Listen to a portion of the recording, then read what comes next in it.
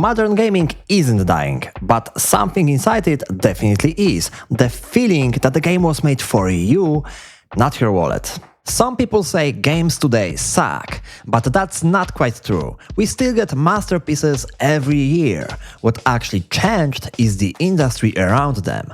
Ballooned budgets, decade-long development cycles, and a monetization philosophy so aggressive it makes you pay for the same game 10 different times. And that's my point. Modern gaming didn't lose its talent, it lost its momentum. The 2010s felt like the moment games were about to stand next to books and movies as a cultural medium.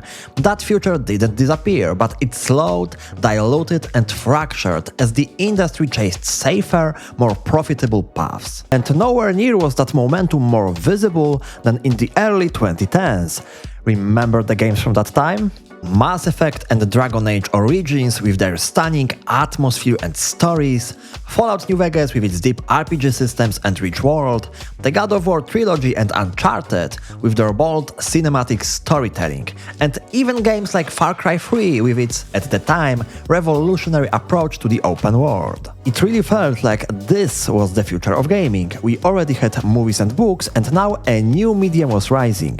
A medium where you could tell incredible stories and experience them as a direct participant. Back then, it felt like the medium was exploding with potential, like we were watching a new art form find its voice. And while amazing games still happen today, the direction of the industry shifted in a way that dimmed that early sense of possibility. Publishers weren't treating games as a cultural breakthrough waiting to happen. They were treating them as a rapidly expanding market. And once monetization proved more scalable than creativity, the incentives snapped into place almost instantly. The goal stopped being artistic ambition and shifted toward maximizing the new revenue opportunities the medium offered. And you can trace that shift almost beat for beat in how monetization evolved over the following years. You probably didn't notice it happening, and now you are wondering where all these microtransactions came from. Well, that was the whole point. There's one concept that explained this perfectly: the Overton window. Because however crazy it may sound today, if any of these companies had launched a game with $20 character skins right out of the gate in 2004 or so, well, let's just say the earthquake of player backlash could have dragged the crash of the 80s straight into the present, in the blink of an eye. So, if their goal was to bring live service mechanics into single-player games, they had to take baby steps, and they knew it. Just as well as they knew how enormous the financial potential of the gaming industry really was. The Overton window of monetization shifted gradually, as it always does. Before 2005, it was simple. You bought a game and that was it. You paid the full price once and you got the complete experience, with everything it had to offer. But in 2005, Microsoft introduced the marketplace with its digital skins and meaningless little DLCs. In 2006, we got the infamous Horse Armor DLC for Oblivion. Just imagine that kind of crap in Morrowind. It was like poking a stick into an anthill. Players pushed back, but the moment even a fraction of them engaged with it, publishers treated it as a validation, a proof that this new revenue model was viable. By 2010, we had some of the first loot boxes, and just 2 years later, EA tried to sell the ending of the epic Mass Effect trilogy as DLC, and they pulled the same trick with Dead Space 3 a year later. Then, in 2014, came the real shock for me: Assassin's Creed Unity. Unity was one of the first big-budget games where the design felt conflicted.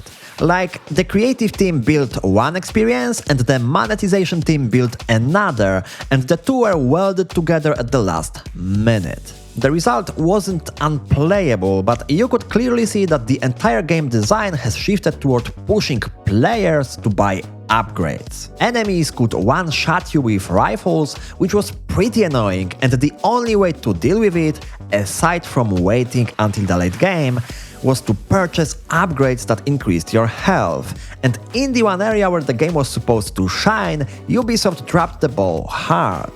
The story was weak, and the game itself launched as an unoptimized, buggy mess. Something that, at that time, wasn't as common as it is today. Genius strategy, really, because everyone was so furious about the technical state of the game, they forgot to talk about the insane number of microtransactions, and so the Overton window was pushed again, this time in silence. From there, more and more games adopted microtransactions on an even greater scale, until many titles were being designed specifically around loot boxes and monetization. But as bad as Unity was, the biggest blow to gaming as a whole didn't come from Ubisoft. It came from a company I once considered the very best in the industry, Rockstar Games. Or maybe should I say, from Take-Two itself.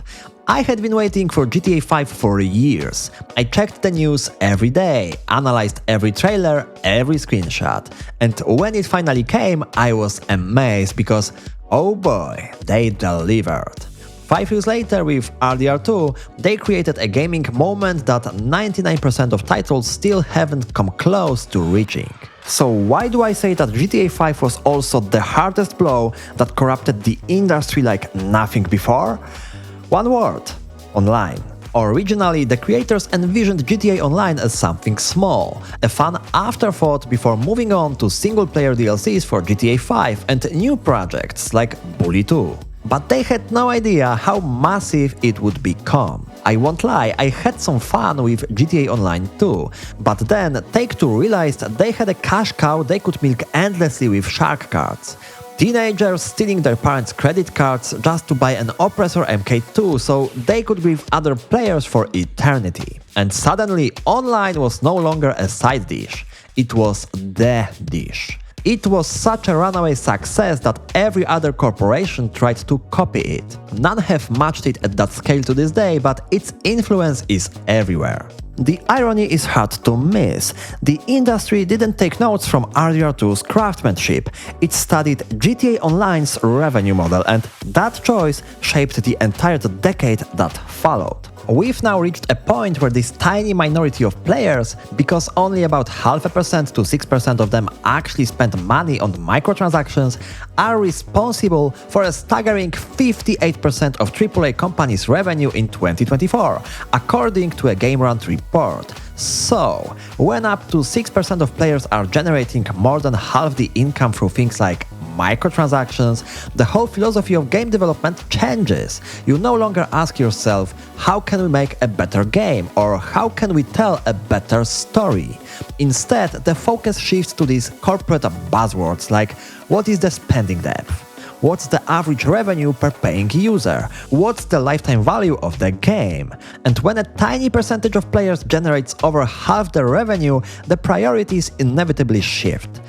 Quality, storytelling, those matter less than increasing the spending depth of that small paying group. And once that becomes the guiding metric, frustration from the majority stops being a meaningful deterrent. So yes, you can rage on Reddit or make a YouTube videos calling this out, but the uncomfortable truth is that I don't believe it actually changes anything. And I don't say this to sound defeatist, trust me. But what else can you conclude when the real power, the so-called vote with your wallet, lies in the hands of barely 6% of players? It's a twisted corporate version of democracy. If you pay, you keep winning elections even when your candidate has only 6% of the vote. That's not a debate, that's a stalemate. And it hurts, especially because I remember the 2010s. I remember sitting with friends imagining this almost unbelievable future for games. Just keep pushing technology forward, keep the quality of storytelling intact, and this industry would devour Hollywood as a side dish, one masterpiece after another. And no, that wasn't naive doomer rambling. That future genuinely felt possible. It would have happened if instead of monetizing everything inside, the industry had simply kept its momentum and direction.